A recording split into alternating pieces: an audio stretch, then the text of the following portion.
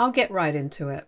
So, my daughter Jenny, 17, female, stopped speaking to me, 44, male, last year, right in the middle of my divorce proceedings. I had no idea why, and even lost my custody of her during the legal battle because she insisted that she wanted to be with her mother, my ex-wife Cheryl, 42, and not me. She said that it was because she got along with her mother better than she did with me, but that was a blatant lie because Jenny had always been more on my side. The switchover happened randomly and without explanation. I never even got to the bottom of it because she moved out and started living with her mother soon after the custody battle began and didn't talk to me unless it was about important stuff. I was heartbroken and tried to get her back on my side a lot of times, but she was very clear about what she wanted, and that was to live with her mom. So after some time, I stopped trying. After the divorce, I still had visiting rights, but she told me that she didn't want to see me anymore. Not after whatever had happened with her mother. I didn't understand what she was referring to because I hadn't done a thing. It was Cheryl who cheated on me, and that's why we were getting divorced anyway. So I tried to get her to explain, but she'd blocked me, and when I tried to visit her at Cheryl's new address, my ex-wife told me that I wasn't welcome there. So in spite of having right to see my daughter, I wasn't able to even see her, much less speak to her, for almost a year. I thought about going back and fighting for her legally, but I didn't want to drag my daughter through another legal battle because the first time around had drained her enough emotionally. So I accepted my fate even though it sucked, and said nothing even though I was being deprived of any time with my daughter. But a couple of days ago, Jenny finally showed up at my door with all her things, and the first thing she did was give me a huge bear hug as soon as I opened the door. I didn't ask any questions and just let her come in because I was overjoyed to see her after a whole year of being away from my only daughter. She and I quietly sat down, and then after a while she told me the truth about why she'd taken Cheryl's side in the divorce and stopped speaking to me despite knowing that her mother had cheated on me. So apparently my ex-wife had told Cheryl that I was emotionally toxic and would often verbally attack her over small things whenever Jenny wasn't around. She painted me as a toxic, insecure, and generally an awful person who switched off that side of mine whenever Jenny would be around. To prove her point, she'd shown Jenny a chat where I was insisting that my wife wear a sweater to a work event, but she didn't tell her the context behind it, so it came off as controlling rather than me being concerned about what had happened. I told Cheryl to wear a sweater because it was freezing, and she'd worn a really flimsy and thin jacket that wouldn't keep her from feeling cold. But she had told Jenny that I'd said that to control her outfit to make sure she didn't attract too much male attention. Then another screenshot of a chat where I was arguing with her about this one time that she'd flirted a little too much with a friend of mine right in front of me. She insisted that she was just being friendly and that I'd misread the situation. But I knew what I'd seen, and I was very upset about it. So I'd been very rude to her in the screenshot, which of course Cheryl used to her advantage and made my daughter think that she was innocent. And I was the one getting mad over nothing at all. There were several more chats that Cheryl had shown her completely out of context. And no wonder after almost 9 or 10 of these, Jenny was convinced that I was the guy who her mother told her I was, and not the guy she'd known herself for 16 years. So she took her mother's side in the divorce without even letting me have a chance to explain and tell her the truth. I was disappointed that she believed her mother, but then again, she was just 16 and very impressionable. And even though she'd had a better relationship with me earlier, she'd had a good relationship with her mother too, so I can't blame her entirely for believing whatever her mother told her. Especially when she had proof, even if the proof happened to be very misleading text taken out of context.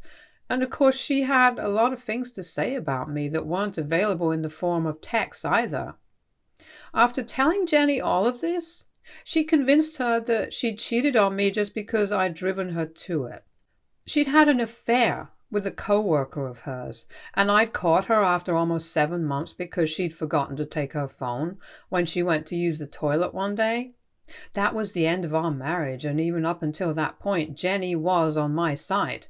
But one day, Cheryl managed to talk her into believing this ugly side of me, and that's what she used to turn her against me. She manipulated Jenny very cleverly and did everything out of court, never bringing up any of this while the lawyers were present, because then she'd be caught and I'd know what she was up to. So she did everything behind my back, and within a couple of days Jenny had turned over from my side to Cheryl's, which is how she got custody. She didn't even have to fight too hard for it because she'd already put in the work with Jenny, and now my daughter herself didn't want to live with me anymore. So as much as I hate her, I have to hand it to her. She played it pretty cleverly. Unfortunately, after almost a year of not speaking to me, Jenny had finally caught on because she'd overheard Cheryl talking on the phone to her cousin, who was going through a divorce, and advising her to do something similar with her own kid, to do the same thing that she'd done with Jenny. It all clicked into place when she overheard that. And then that was it. She didn't even tell Cheryl before she came back home. She just left and only left a note saying that she was having a sleepover with a friend so I wouldn't get into trouble over this. Once she told me all of this, I told her she was now going to be living with me, and she seemed happy about it. She probably expected me to be mad about it because she just abandoned me without an explanation for almost a year, but I don't blame her. I blame the 42-year-old woman who took advantage of an emotional teenager's vulnerability. Even more so since she was having trouble processing her parents' divorce. That was it. I called my divorce attorney and told him whatever was going on. I didn't know what I could do to get back at her legally. But then he informed me that I could get her in trouble for intentional parental alienation, and since I'd heard about it from the horse's mouth, it would be a lot easier to prove. We'd have to file for full custody and modify the already existing custody arrangement so Jenny could live with me now, and this would be useful in that context. I told him to get started on the paperwork immediately, and he did so.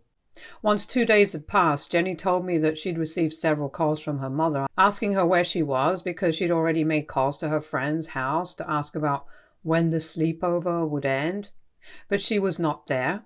So now Cheryl was pissed and wanted an answer to her questions because she'd already guessed that she was probably with me.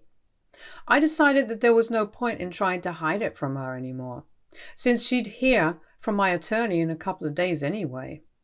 I called her up and told her that Jenny was now living with me and that I'd heard what she'd said to her to turn her against me. She tried to play innocent when I brought it up with her, but I was no fool. I reminded her of all the out-of-context screenshots she'd used to manipulate Jenny. I told her point blank that I was going to make sure I got custody of Jenny now, and she needed to watch out for another civil lawsuit coming her way, either slander or defamation because of the things she accused me of. I was mad and didn't think much before saying the things I was saying, and then all of a sudden Cheryl and I were screaming at each other because of what I'd said to her about another civil lawsuit. She was really pissed off because apparently it was bad enough that I was trying to take her daughter away from her, and that I had no right to sue her additionally either. It was ridiculous that she was complaining about it because in my head, this was the least that I could do. I told her that it didn't matter what she felt about the situation. It was going to happen, and I was going to make sure that she paid for all that she'd done to me. I hung up after that, and I didn't check my phone for hours since I didn't even feel like speaking to her or anyone else at that point. I went out on a walk afterward and left Jenny at home by herself for like half an hour while I walked around to cool off. When I came back home, Cheryl was waiting in the living room for me, and Jenny was sitting opposite her, looking like she was going to cry. It was Jenny's expression that really set me off because I could tell that she'd been yelled at by Cheryl, and after the things she'd done, she had no right to say a word to our daughter. I flipped out at her, and we got into a huge screaming fight after I told Jenny to go back to her room so her mother and I could talk. The crazy part was that she wasn't even fighting with me over Jenny. She was fighting with me because she believed that a civil lawsuit was too excessive and that she couldn't afford this anymore. After some yelling, she broke down and told me that she'd lost her job a couple of months back because she'd broken up with the guy she'd had the affair with, and he told everyone about their affair, which she'd managed to keep a secret for a really long time. So now she was in the middle of jobs, struggling with money, and it was kind of a relief that Jenny had found out about the truth, so she was going to come live with me because it just meant that she'd have to spend less on stuff. I was shocked that she was saying these things, and that her money, her job, and stuff were more important to her than her own daughter. So after her mini meltdown, I sat back down with her and told her that she was the worst mother on this planet, and that she deserved this lawsuit and everything else coming her way after this. Then I asked her to leave, and she did. But since then, she sent me a lot of texts saying that I'm being a total jerk for suing her over something so petty just for revenge. I don't think I'm being petty at all, but I don't know. Maybe I should be a little less, because honestly, I don't really need to go out of my way to hurt her. Jenny's going to live with me now, and that's what I wanted all along, but I also really want Cheryl to pay. So AITA for suing my ex-wife now, even though she's ready to give up our daughter's custody after she cheated and lied to our daughter about me? Update 1. Hi guys. So I'm not going ahead with the civil lawsuit. I did go through the comments and most people didn't see anything wrong with what I was doing. But to be honest, I think I want to get the custody case over with first, before going out of my way to sue my ex-wife. Revenge shouldn't be my top priority right now. It should be my daughter's well-being, and the less involvement I have with Cheryl in any capacity at all, the better off both of us will be. I told my attorney to call the slander lawsuit off, but we're obviously still going ahead with the custody modification. She's already been served and we're meeting with a mediator in a couple of days. My daughter has already sent me all the proof I need to have. And when I asked her if she wanted her mother to have partial custody, she told me that she didn't and wanted me to have full custody because after whatever had gone down with her mother the other day, she didn't even want to meet the woman. She apologized to me profusely for leaving me behind and never even bothering to give me an explanation for her behavior. Apparently, when Cheryl had come over the other day, she'd been nasty towards Jenny for moving to my place without even bothering to tell her mother about it. I'd come back home just 10 minutes after her arrival, and those 10 minutes had been enough for Cheryl to give Jenny an earful about how ungrateful and selfish she'd been in this entire divorce and custody situation. She said that not only was she hurting her mother, but she'd also hurt me first, which is true. But like I said, it was mostly Cheryl's fault. She just wanted to gaslight Jenny into believing that this was all somehow her own fault because, like always, she just didn't want to take the blame even if she was the one who had screwed up. And I'm still putting it here in much more polite and respectful ways, but Cheryl's way of speaking to Jenny had been far more brutal and cruel. I'd been married to the woman for a little over 20 years before this. I know how vicious she can get when she wants to, and it was surprising that she didn't even spare Jenny from facing that side of hers. I'm glad that our daughter came back to me because Cheryl's obviously a lot more interested in irrelevant crap than being a good mother. So be it then. Update 2. So there's been a really unexpected but unsurprising turn of events.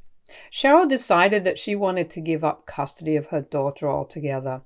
It came as a surprise to me and my attorney, and we had no idea what to do when we learned about this. I've got to say I was shocked that she'd actually gone through with it because so far I'd always believed that she'd at least have a little love in her heart for Jenny.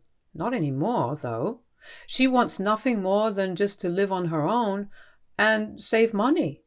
It's strange, but I know she's in between jobs and stuff, but her getting laid off at one place doesn't mean she's never going to get a job again. This is just a temporary phase, so I can't figure out why she'd make such a permanent decision like terminating her parental rights altogether over a phase of her life. Hypothetically speaking, even if she just opted for visiting rights, then she still wouldn't have had to spend much on Jenny, apart from one weekend or two at most. Not even that, perhaps. since Jenny has made it very obvious that she wants to live with me and not her mother.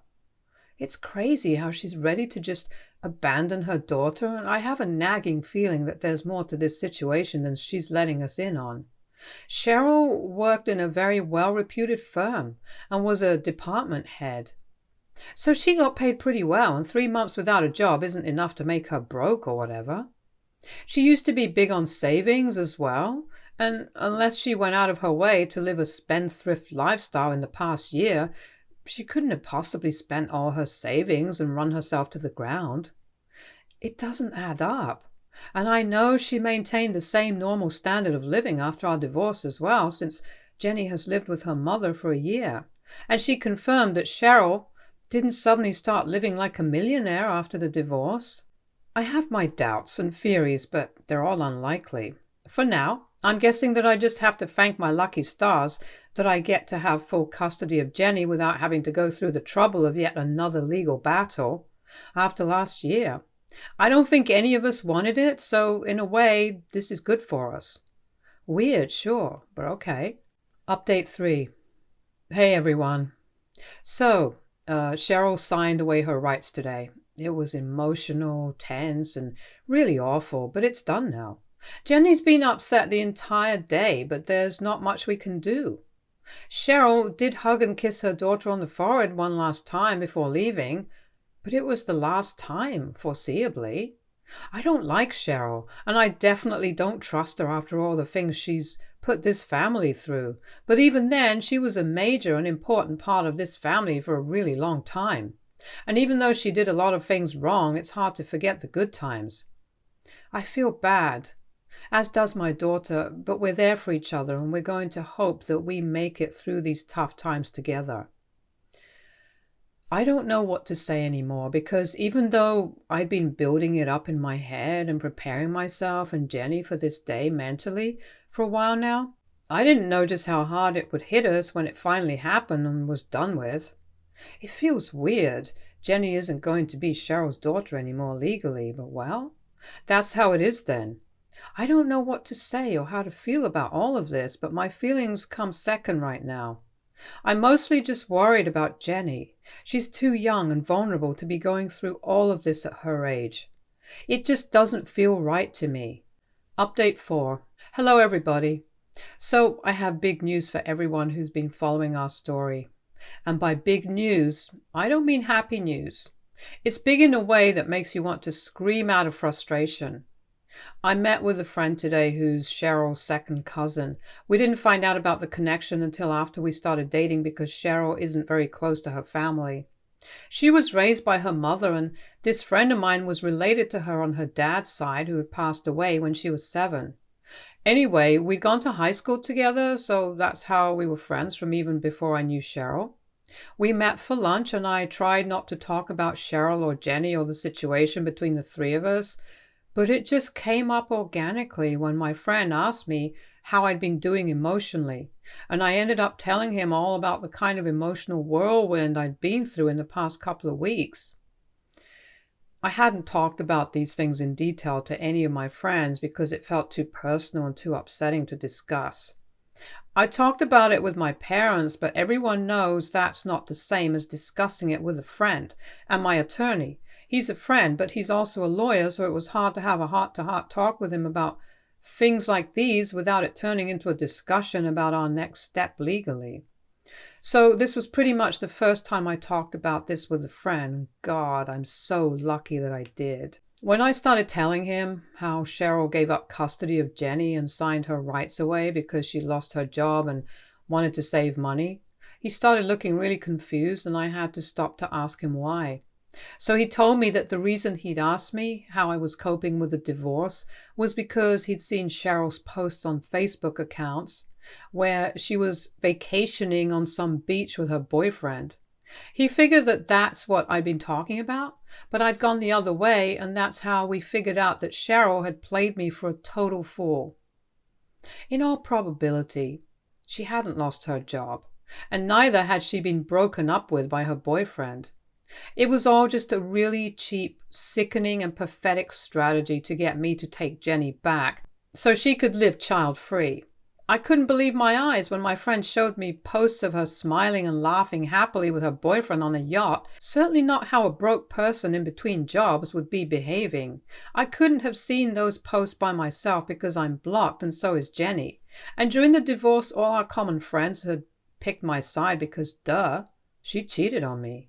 So they didn't follow her either, but luckily, she'd forgotten to sever all her ties with me, and her cousin was still on her friend list. I was disgusted when we figured out the truth because it was crazy to think that she'd gone to such an extent just so she wouldn't have to deal with Jenny's responsibility anymore. If that was the case, then she could have just told me about it, and I would have gladly taken Jenny, but no. She wanted to portray herself as the victim, and so she did something so low. I literally couldn't even bring myself to say anything after I saw that post of hers.